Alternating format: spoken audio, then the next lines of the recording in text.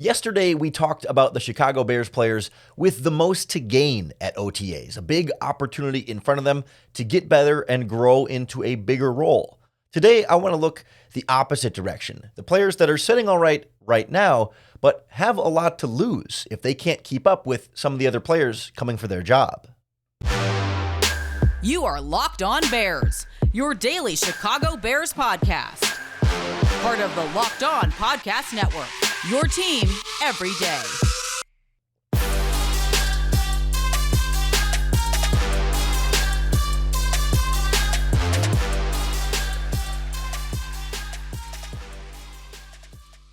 This is Locked On Bears, and I'm your host, Lorin Cox.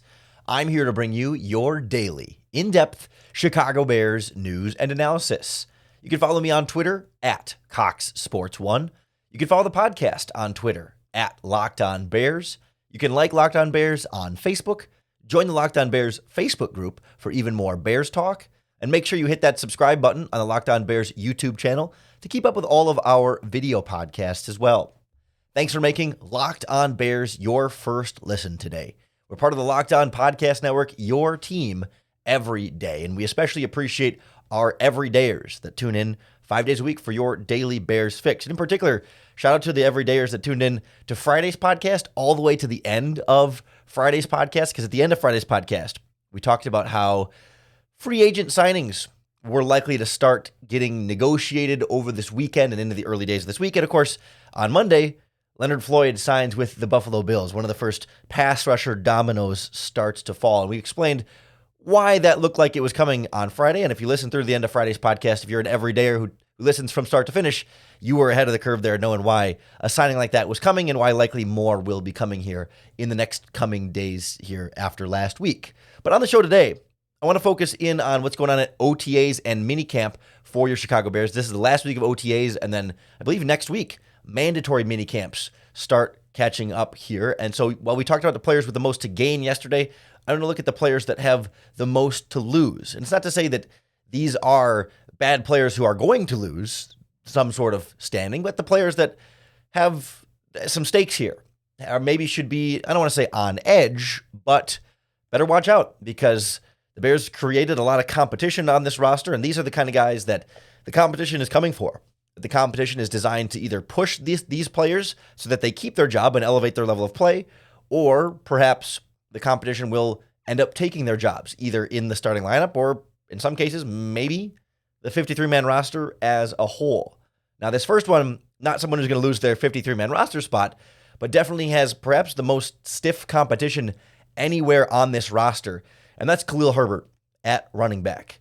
The Bears have been treating him as the starter throughout OTAs. I mean, he is the incumbent, if you will. He was the one who was here last year, although there certainly are a lot of expectations that somebody like D'Onta Foreman could come in, who was a starter for Carolina last season, and win that starting job for the Chicago Bears. You also have a rookie in Roschon Johnson there on the depth chart that's going to be in that mix for a starting spot. And it's kind of, I don't know, it feels to me like then it's Khalil Herbert's job to lose, because he is the guy who was in the system last season. He is the guy who knows Luke Getsy, who knows these play calls more so than the other new additions elsewhere on the roster. I mean, the only incumbent besides him would be Treston Ebner at the bottom of the depth chart, but while he certainly will have every opportunity, I think all 5 running backs on their contract right now will have an equal opportunity to show the best that they can do for this team, and whether or not, they deserve this starting running back job.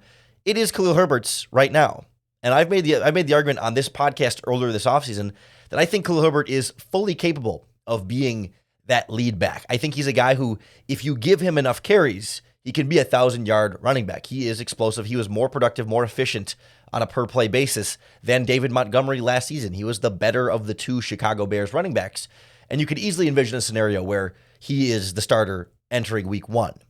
You could also see D'Onta Foreman coming over after also being very productive with the Carolina Panthers, and certainly being more of that lead back role compared to Herbert, who is more of that complementary back role this past season. And maybe Foreman more easily slides into David Montgomery's spot, and Herbert kind of ends up staying in some of the same position where he's still an important part of this offense, but he's not the quote-unquote starter. Still going to be a part of the rotation, still going to get a significant number of carries and snaps and rushing yards at least this season, but he needs to grow. If he's going to be that number one overall back, or the top back in the rotation, he needs to be a better pass catcher out of the backfield. And he certainly needs to be a lot better in pass protection if he's going to be able to keep off a guy like, for example, Roschon Johnson, the rookie, who's a very good pass protector in college, and Foreman's got some of that ability as well. We know Herbert's got the physical tools in terms of the speed and explosiveness with the ball in his hands. You would think that could translate to better receiving, although we haven't quite seen it yet, but that's why the pressure's on. That's why he's got a lot to lose this offseason. One other weapon on this Bears depth chart that I think has a lot to lose and not really a lot to gain is Velus Jones.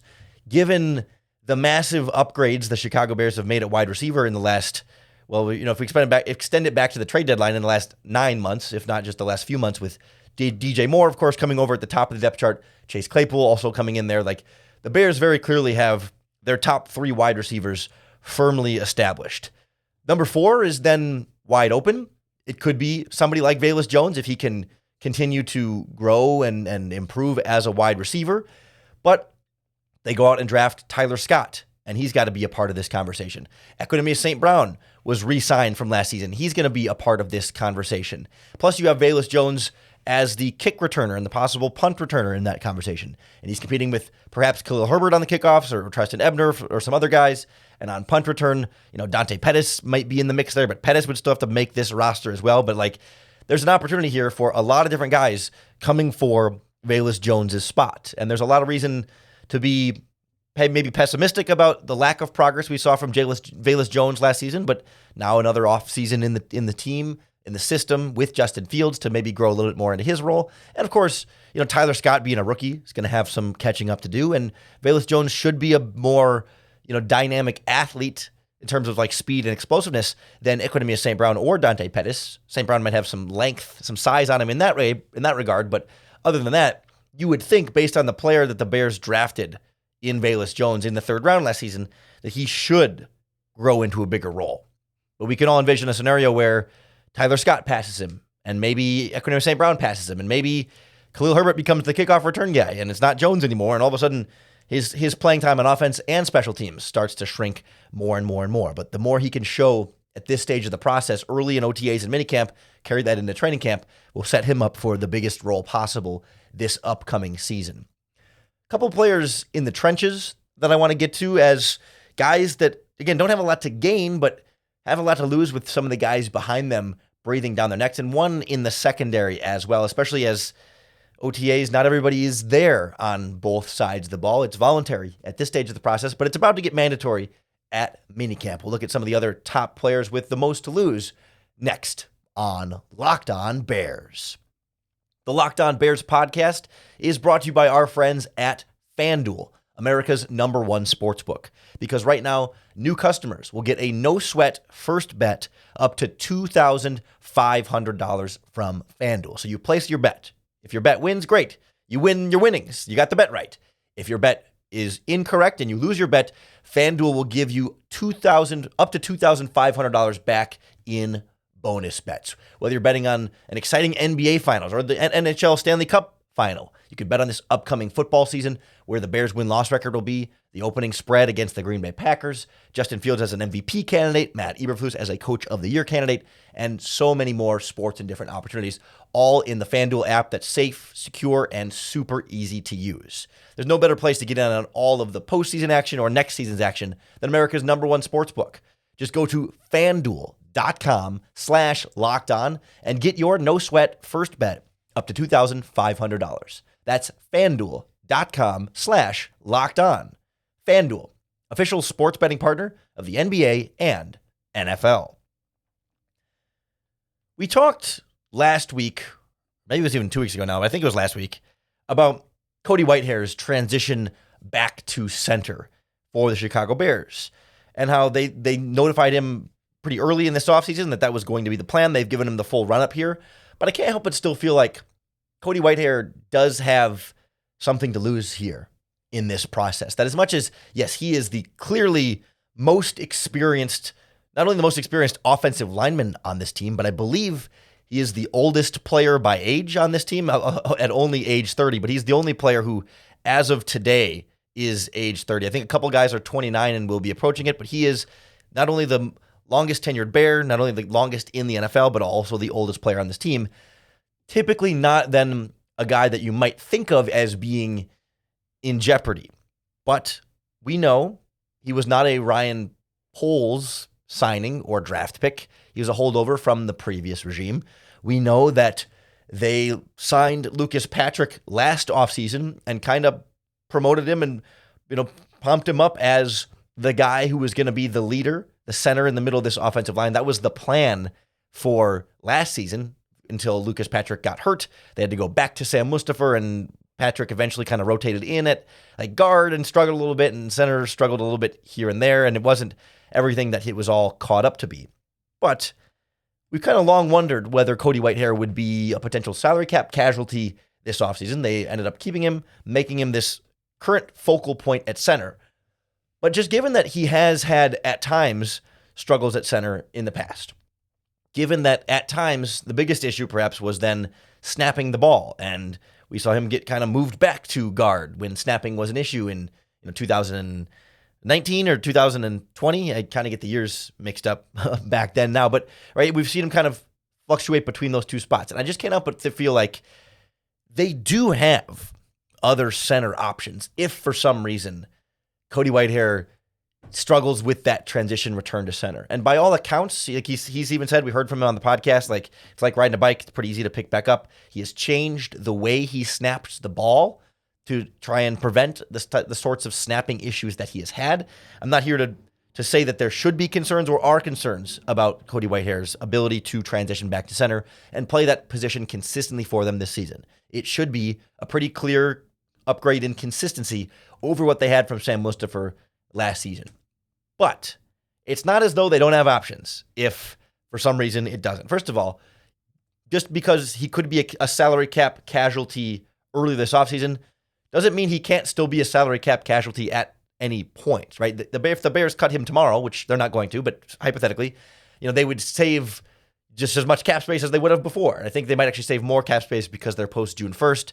And so the dead cap can get spread over multiple years. So it would be a slight difference. But regardless, or if they cut him at the 53-man roster deadline or during training camp, we have seen teams end up moving on from veterans during training camp when they say, you know what, we're just not feeling it and want to go younger and save a little bit of the money. You're not cutting him for the cap casualty at that point, for the salary cap space, but just because you want to give him another chance to go to another team during training camp, latch on and get a 53-man roster spot, as opposed to waiting until the end of the 53-man roster cutdown. Again, not saying that's going to happen, or that I think it's going to happen, or that I predict it's going to happen, or that I expect it to happen, but it is within the realm of possibility, right? It's not like they have nothing else if things were to go poorly with Cody Whitehair. They don't have as much reason to be super, super patient if they're confident in Lucas Patrick. They also seem to like Doug Kramer, the young center from Illinois, as a potential backup, and they have Dieter Iselin as a backup center. Like 3 guys on this roster that can play the center position. Maybe not 3 starting caliber centers behind Cody Whitehair, but they have depth at the center position, young depth. And you could just see the possibility of if the snapping becomes an issue, certainly you could move Cody Whitehair back to guard and not just outright cut him, but they have other options at center, and it just feels like he does have something to lose there. I'm not expecting him to lose it, but there is room for him to go down, as opposed to if Braxton Jones struggles at left tackle, I don't think they're going to put Larry Borum in there, right? I don't think they're going to put Alex Leatherwood in there. I think they're going to stick it out with Braxton Jones and live with some of the ups and downs. Same if Tevin Jenkins at left guard, perhaps Nate David. A lot of these other guys, I don't think they're going to just give up and say, screw it, get somebody else in there. They don't have anybody else to rely on at left tackle. And so that's why I feel like, comparatively, Cody Whitehair has a little bit more to lose there. One other name on defense I want to throw in here quickly that has a lot to lose at OTAs and minicamp is Kindle Vildor, another starter from last season that we're expecting to not be a starter this season, but gets to be a starter right now in some part because, A, Jalen Johnson has not participated in the voluntary portions of minicamp, but also then B, he is the incumbent, and they're not just going to hand the rookies the starting position on the outside. Tyreek Stevenson is getting those reps now because Johnson's not there. It's still going to be Vildor and Stevenson and Gordon kind of filling that spot. And when Johnson comes back, presumably Vildor will still get to be the incumbent starter, much like we talked about with Khalil Herbert. But when you have a second-round pick in Tyreek Stevenson that you're excited about, and a lot of people feel like can be even a year one starter and can be better than Vildor and push him out of the starting lineup, there's a lot to lose there for Vildor if he doesn't take another step forward and falls behind and starts making mistakes. Like there's a rookie second-round pick and there's a rookie fifth-round pick right behind him, and an impressive undrafted free agent or two from last season that are also there to try and push Kindle Vildor. We've seen Vildor, I think, take incremental steps forward each season, but he has still been replaceable. But he's gotten better, right? It's not like he's been the same guy all 3 years. Like he has gotten improved, and I'd like to see further improvement from him, and maybe he can be good enough to keep that starting job away from the rookies and make the rookies have to rotate in off the bench. But I think if I was a betting man and I could bet on who the Bears starting cornerbacks are going to be on the outside, it's probably Jalen Johnson and Tyreek Stevenson with Kyler Gordon in the slot. We'll see. It's Vildor's job to lose, and that's why I say he's one of these Bears players that has the most to lose. A couple other guys have rookies breathing down their neck that set them up with a lot to lose if they don't hold up their end of the bargain the way we might expect them to. We'll look on the defensive line and elsewhere next on Locked On Bears.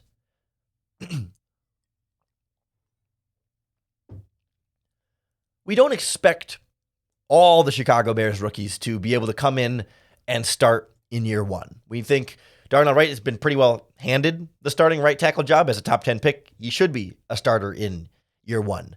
As we were just talking about, we sort of expect that Tyreek Stevenson is pro-ready enough and at a position that is vulnerable enough that he can be good enough right away to unseat Kindle Vildor to be in the starting lineup. He's not handed that. He's not guaranteed that. There's a chance he's not that, but he has the next best chance.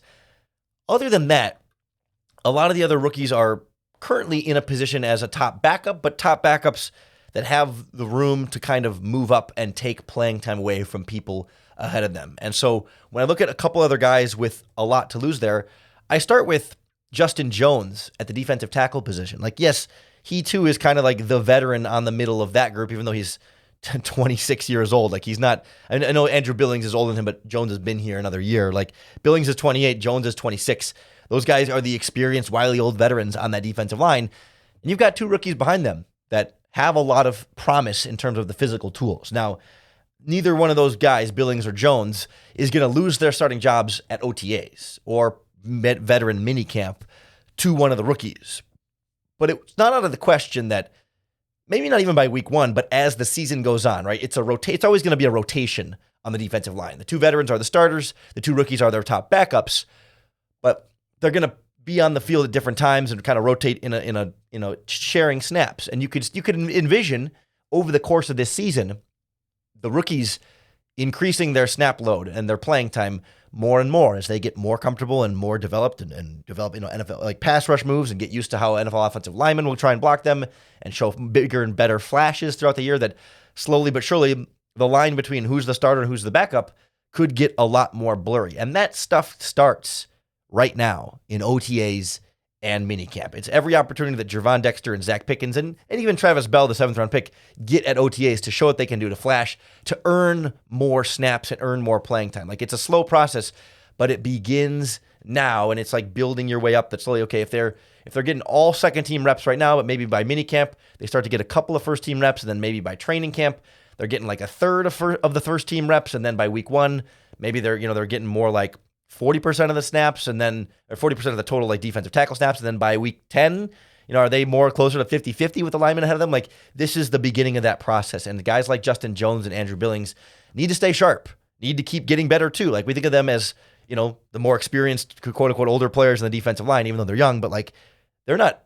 I don't think Justin Jones is at his peak yet as a player. I don't know about Andrew Billings; he's been in the league a little while, but like these guys need to keep getting better too. They've got to keep growing. They can't just rest on their laurels and just kind of keep doing what they're doing. They can continue to grow and keep the rookies behind them on the bench. I'd also throw Travis Gibson in this conversation. We talked yesterday on players with the most to gain. I think Dominique Robinson is one of them. It's a great opportunity in front of Dominique Robinson to go out there and earn more playing time and become a bigger part of this rotation, just like the rookies. He's a second-year guy, but just like the more developmental type of prospect.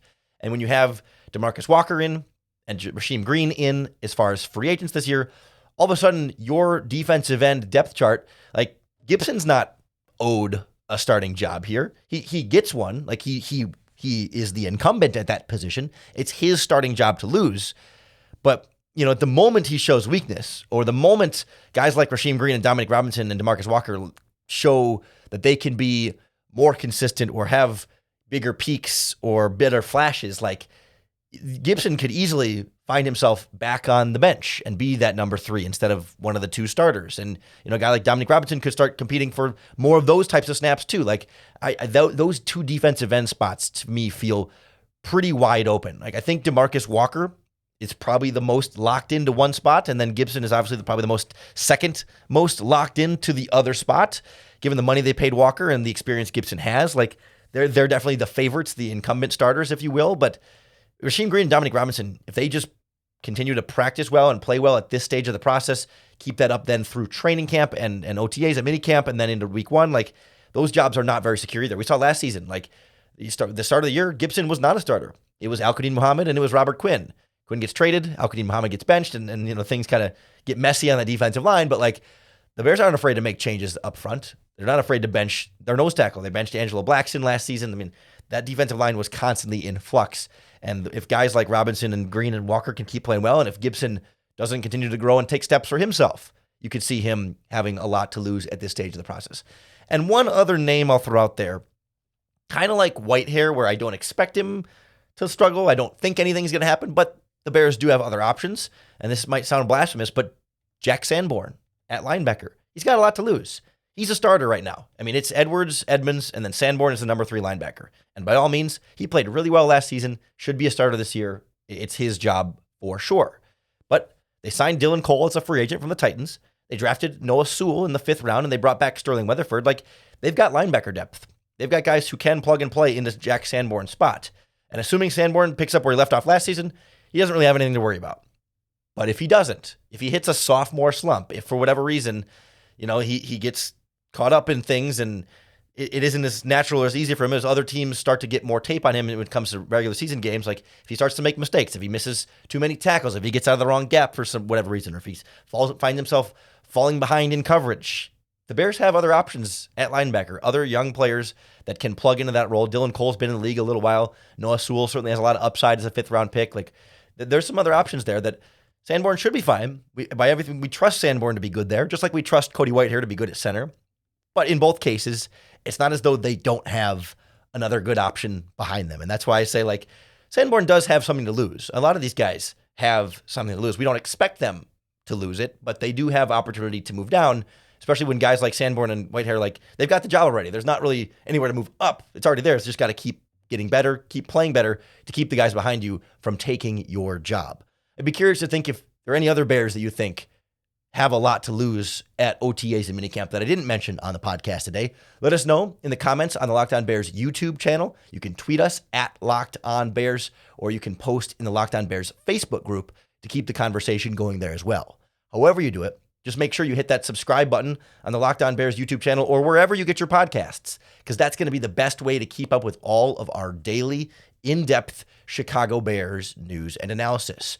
Tomorrow, we're going to talk about the most overblown Chicago Bears offseason storylines and headlines. The things that kind of we thought, well, not even that we thought would shape the kind of things that we kept talking about around this team that were definitely overblown and either didn't come to, like, were completely false or just didn't really come to fruition or didn't really go the way I think the wider narrative was expecting them to or looking for them to do or asking about whether they would do. So come on back tomorrow. Make Locked On Bears your first listen tomorrow again. And every day, we're part of the Locked On Podcast Network, your team every day. We love our everydayers that tune in 5 days a week. And of course, when you tune in every day, that means every day you get another opportunity to bear down.